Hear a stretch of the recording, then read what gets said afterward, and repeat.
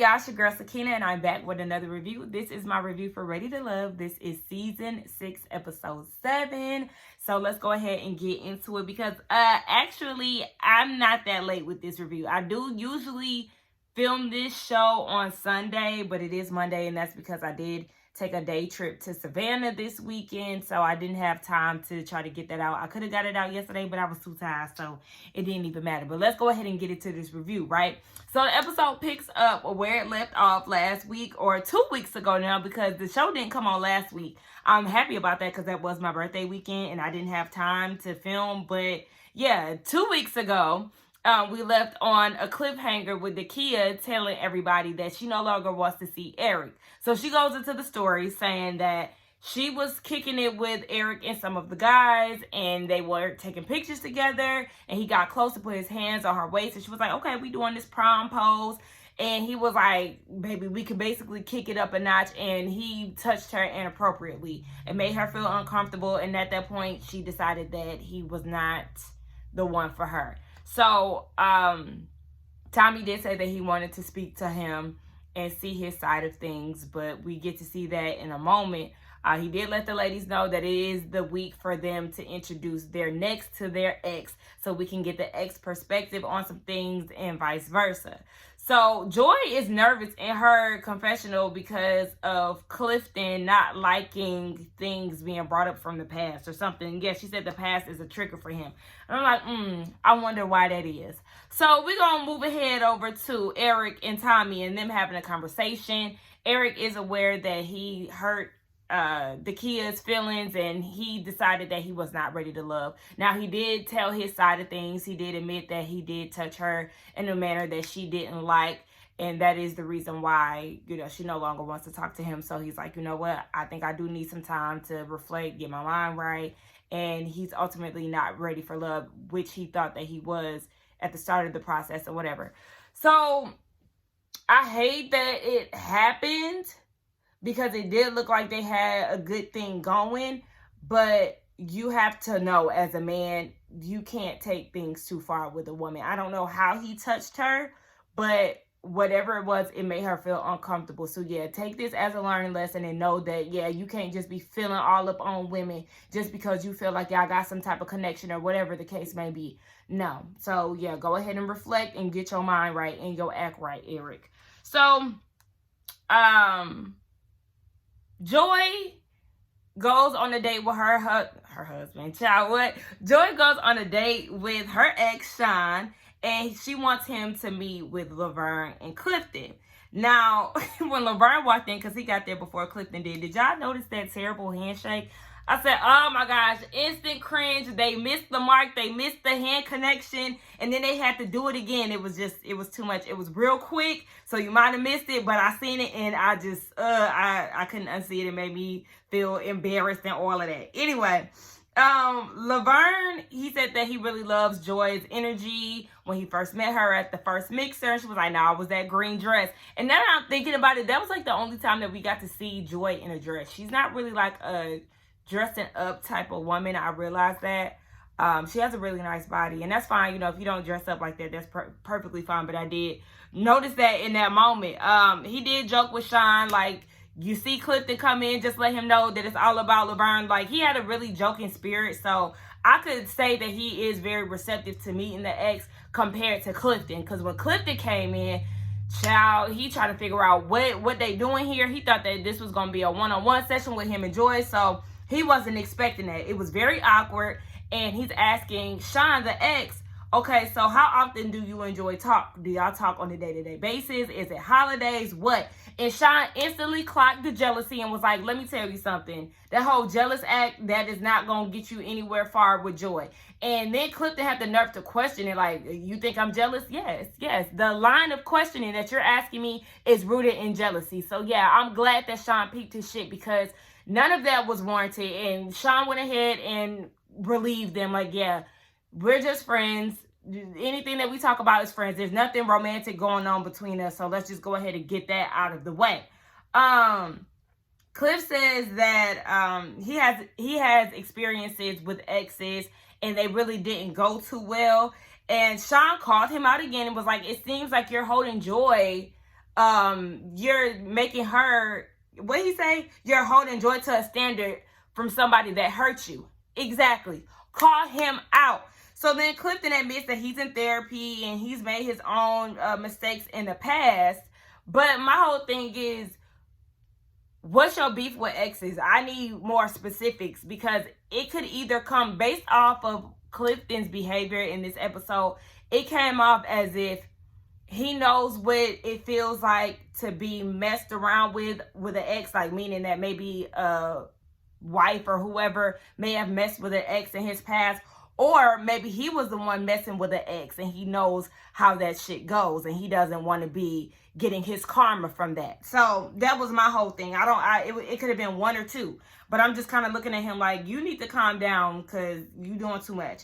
So once the guys leave, the ex did say that Laverne gives more of a superficial feel compared to Clifton. Clifton is more Joy's type.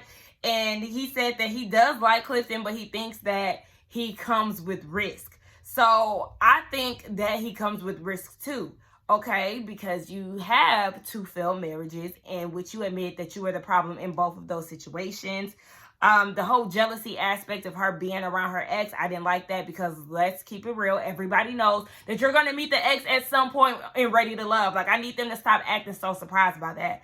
I understand you might go into it being shocked, but you should already know that at some point there is going to be an introduction to an ex. And just the lack of him being vulnerable, because I'm still not over Joy being vulnerable about her dad and, you know, just being more open and emotional with him, and him going to crack jokes instead of opening up a little bit more. So I feel like he does come with risk, and I see what you see, Sean. I actually really do like Sean. I know she said that she hasn't spoken to him in 2 years or whatever, but I like him. I wonder why they didn't work out. Moving on to Carmen and her ex, and Donovan and Paul. This is a weird pairing, Donovan and Paul. I know you got thrown for a loop when Eric got kicked out, but okay, we understand there's a lot of stuff that goes on behind the scenes that we don't really get to see. So maybe there really is a connection with the 2 of them. I know that she went on dates with both of them. Maybe they just, you know, continued the conversations behind the scenes. But I just felt like it was a very odd pairing. And did y'all see how she came up to the restaurant hand in hand with her ex? And then you got her titties all out.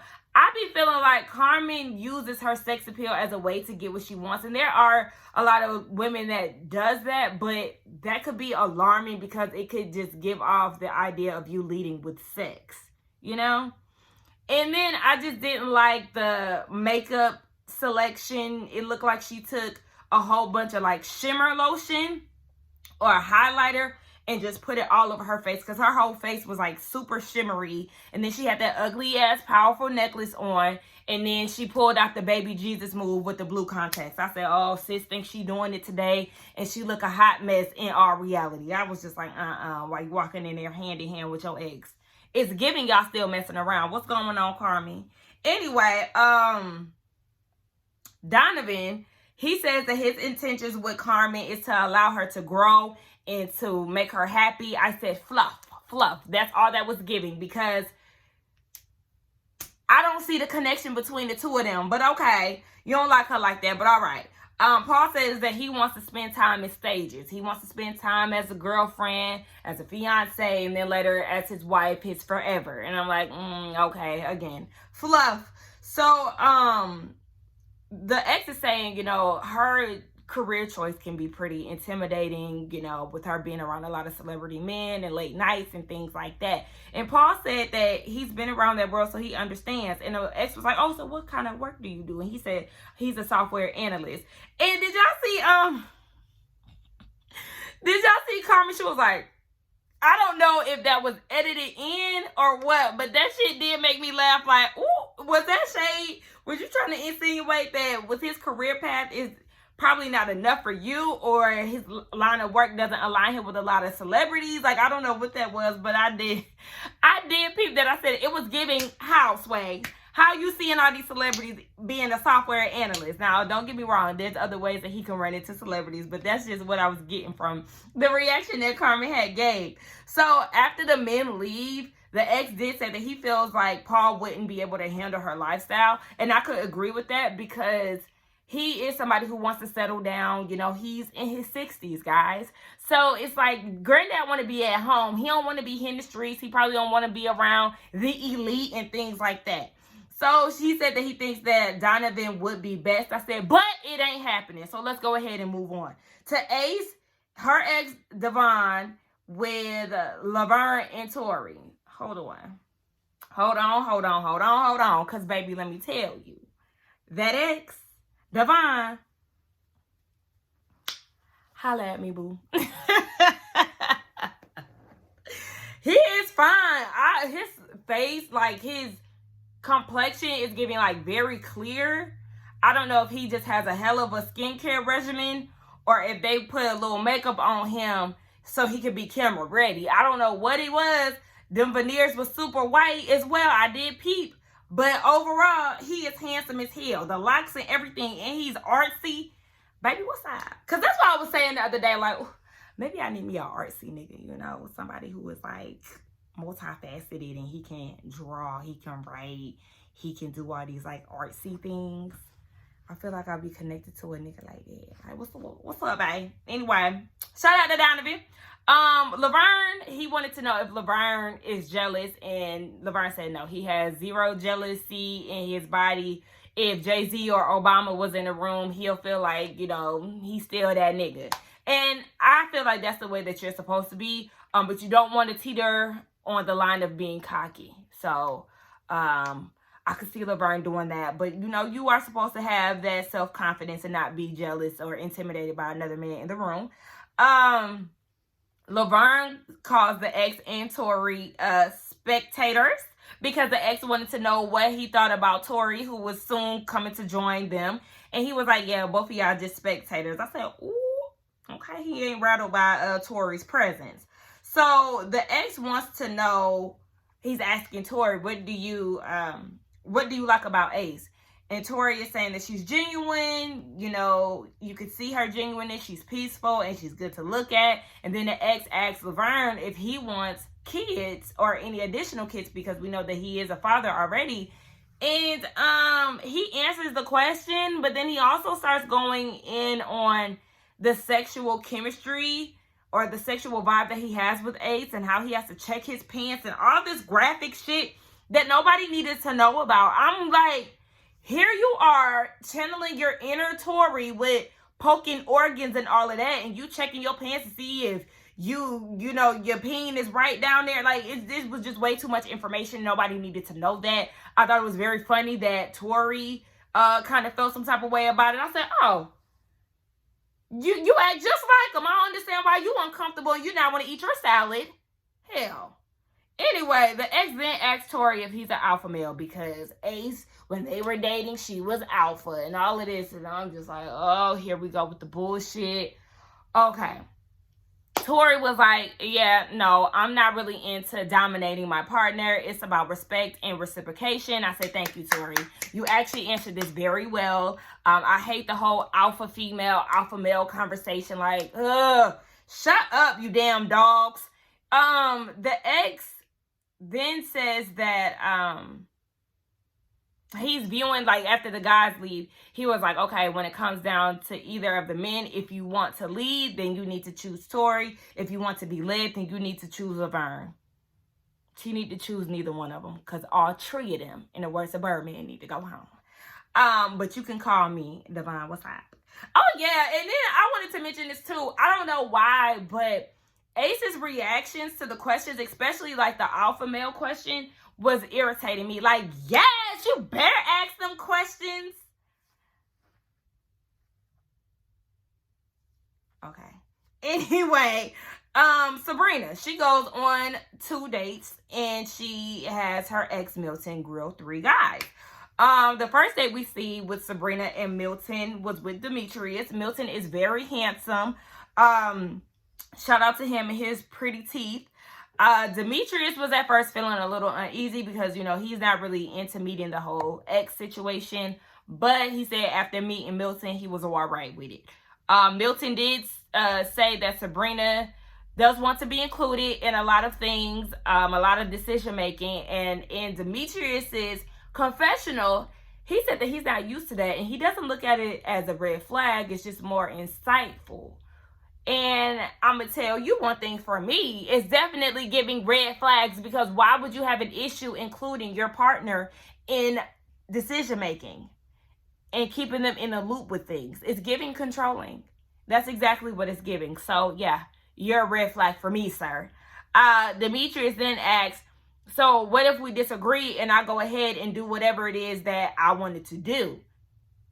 Another red flag, because like I said, it's giving controlling. You're further proving the case of you being controlling, because why would you want to go against that? If you're in a relationship with somebody, you just gonna say fuck their feelings. Now, if she did that to you, I'm sure that would be an issue. So, okay.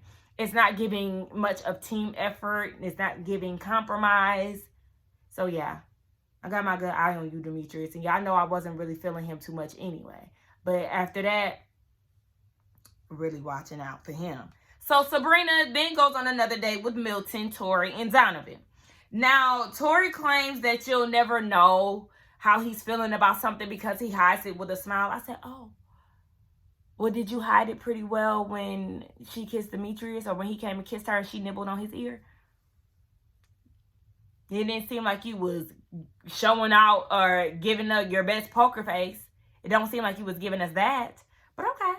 Anyway, he was giving very passive aggressive in this scene. The ex said something about being nice, or she asked him for some water. She asked the ex that he wants some more water or something like that. And he was like, oh, she's being nice. And she was like, I don't know. He was just taking a passive-aggressive dig. I can't remember what he said exactly, but I peeped his saltiness.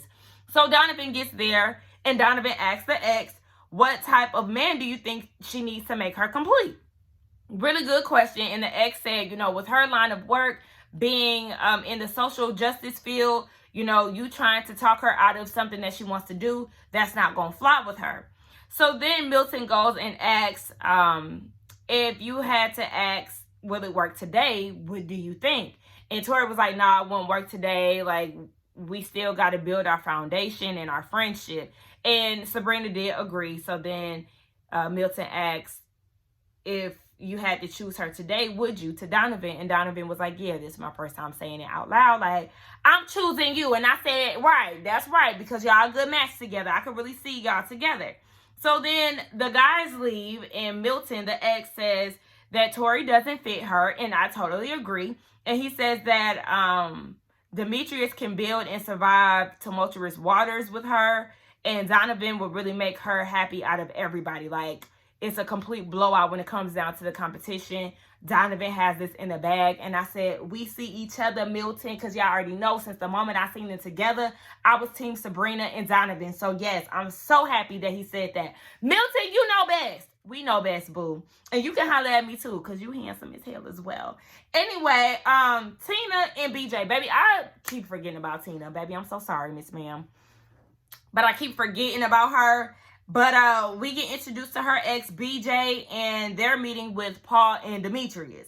So Demetrius said that he is ready to get married because he's done the work, he's in therapy and all of that. And Paul says that he wants a queen so he can love her and shower her with all his loving.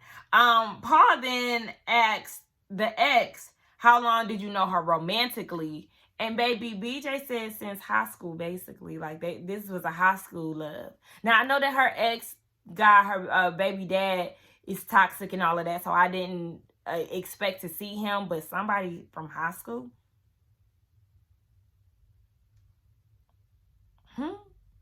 Now, BJ goes and says that Christina has anger issues. And it really stemmed from him cheating. And she says in her confessional that he was hiding from somebody's dad. He was cheating with somebody and was hiding from somebody's dad. I said, child, get this high school bullshit out of here. I don't think that this was a good fit. Simply because I'm not the same person that I was when I was in high school. Yeah, there's still parts of me that are the same. But as a person overall, I have evolved from 10 years ago.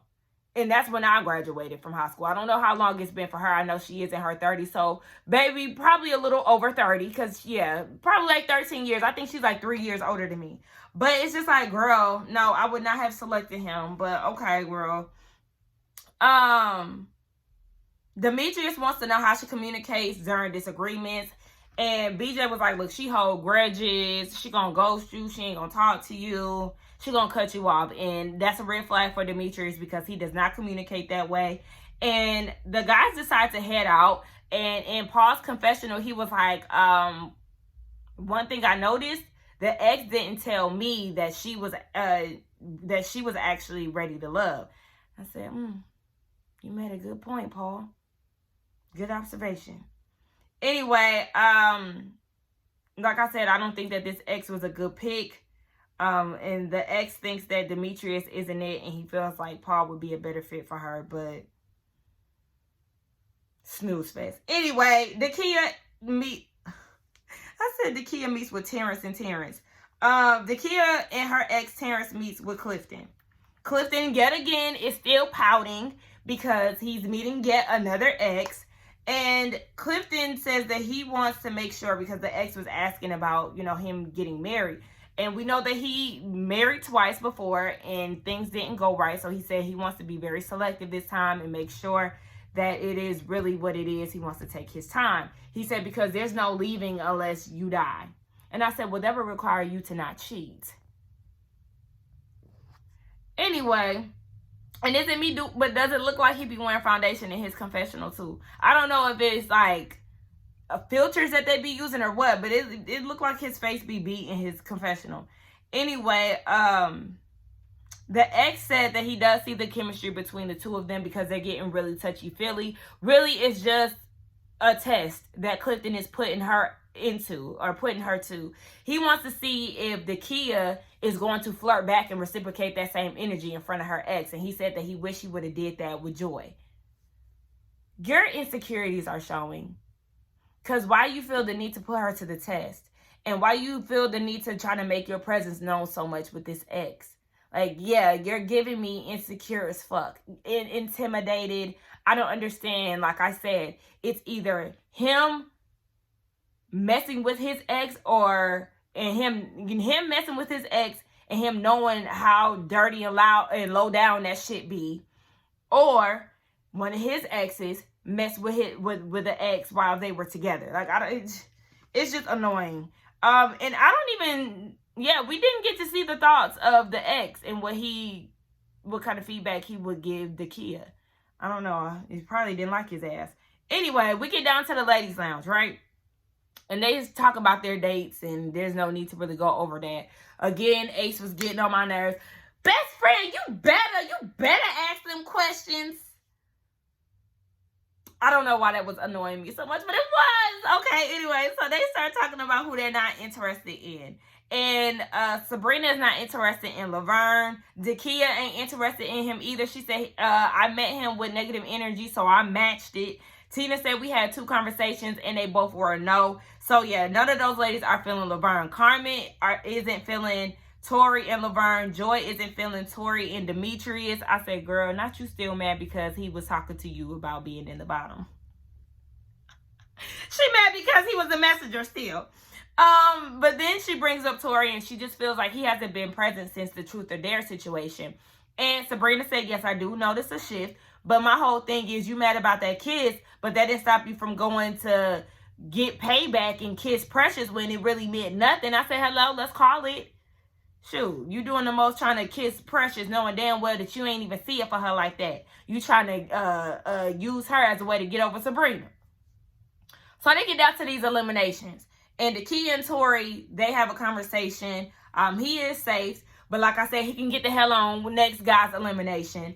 And Dakia all of a sudden calls herself interested in him. I said, yeah, because it's giving leftovers because Eric left. Anyway, we see Sabrina and Laverne, right? She got to break the news to him to tell him he ain't ready to love. But he says in his confessional that he already caught wind that the ladies was plotting against him. So he goes into the place and he's being greeted by Sabrina. And she gets up to give him a hug. And he was like, we dapping it up, honey. It ain't even that type of party. I don't mess with you, you don't mess with me, so ain't no need. So she was like, really? Like, can we get the pleasantries out the way? Like, she trying to talk to him about what was discussed, and he was like, yeah, no, I already know why I'm here. So, he says that they've been plotting a week in advance, and they, meaning Christina, Carmen, and Tina. And she was like, okay, no, that's not the case, baby. We were not plotting against you. And like she said in her confessional, baby, you are not a motherfucking factor. So why would I even feel like you're important enough to be plotting and scheming on? Get over yourself. So he was like, I just want you to say it's not true, even though I'm not going to believe you. Then what is the point? Like, what? At this point, she getting up and she ready to go. Like, you know what? I'm not dealing with this. Like, the only reason why I have you in my bottom is because there's no romantic connection. Like, I just don't see it for you like that. I've never disrespected you. So Laverne was like, well, that's what I heard from Precious. You need to take that up with your friend Precious. And I'm wondering, Precious, why did you go back and tell him that? And because that is weird. If you really did do that, I don't know. Laverne could definitely be lying on Precious because she's not there to defend herself. So I don't know which way this really went, but it would be weird if Precious did do that. And I don't understand why you lashing out the way that you lashing out, because you really acting like a little bitch and a little sore loser, Laverne, if we're going to keep it all the way a buck. So the production is like, look, you need to apologize to her. He was like, apologize for what? She cuts me out. But your energy was all fucked up when you came in. So yeah, you definitely needed to apologize. But you know what? It ain't even worth your time trying to entertain him, Sabrina. So I'm glad that you got up and you left. So he was like, this is his last chance at love. He ain't trying no more. It's going to be him and his dog. Bye. Bye, Ninja Turtle. Get your ass out of here. Don't nobody see it for you, no way. All the girls was calling you messy. So, yeah, you probably wasn't ready. No, I ain't going to say you probably wasn't ready to love. You wasn't ready to love. Just off the way that you interact with the women. A lot of them said that you were negative. So, yeah, you really weren't. And you wasn't willing to go after the women. You wanted them to come to you. Boy, fuck you. Bye, Ashy. Y'all let me know what y'all thought about this review. Oh, hold on, wait. I got to get my predictions. Y'all see Phil is going to be in the next episode. Him and Donovan is besties. Okay, that's interesting to see. Anyway, let me see. Predictions. Girl, get it right. My predictions for next week. What woman is going home? Ace, especially because Laverne has left. And I would say it's probably going to be between Ace and Carmen. I say Carmen because of the random guys that she decided to choose this week to meet her exes. So, yeah, those are my predictions. Y'all let me know. I do really think that it's Ace who is, like, actually next to go home. So, y'all let me know what y'all think. Let's get down in the comments and talk. Don't forget to like, comment, and subscribe to my channel. And I will see y'all in the next one. Bye.